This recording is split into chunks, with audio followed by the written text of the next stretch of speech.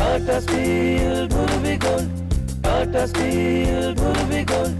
नमस्कार, मी कृष्णा मुरकुटे, टाटा स्टील मधून आपण आज खामगावमधील लाखनवाडा या ठिकाणी प्रगतशील शेतकरी श्री शामभाऊ पांढरे यांच्या शेतामध्ये केळीच्या प्लॉटमध्ये आपण आलेलो आहे। हे केळीचं जे वाण आहे, जी व्हेरायटी ही अजितची की G9 ही व्हेरायटी आहे आणि या G9 व्हेरायटीला हा पील बाग आहे।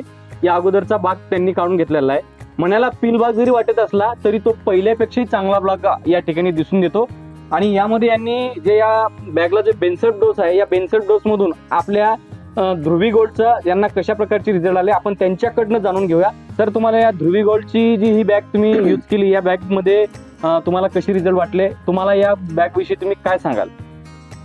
टाटा स्टीलची ध्रुवी गोल्ड ही एक नंबर क्वालिटीची बॅग आहे। याच्यामध्ये मायक्रोन्यूटन एक नंबर आहे, याच्यामध्ये कॅल्शियम आहे, सल्फर आहे, सिलिकॉन, आयरॉन, मॅग्नेशियम, फॉस्फरस आणि मॅग्नेज आणि कॉपर, झिंक आणि बोरॉन हे पूर्ण घटक या ध्रुवी गोल्ड या बॅग मध्ये आहे। आणि याचा रिझल्ट आपल्याला झाडाच्या विकासासाठी आणि घडाच्या विकासासाठी आणि केळ लांबी आणि केळाची जी फणीचं जे अंतर आहे याच्यासाठी एक नंबर काम करते।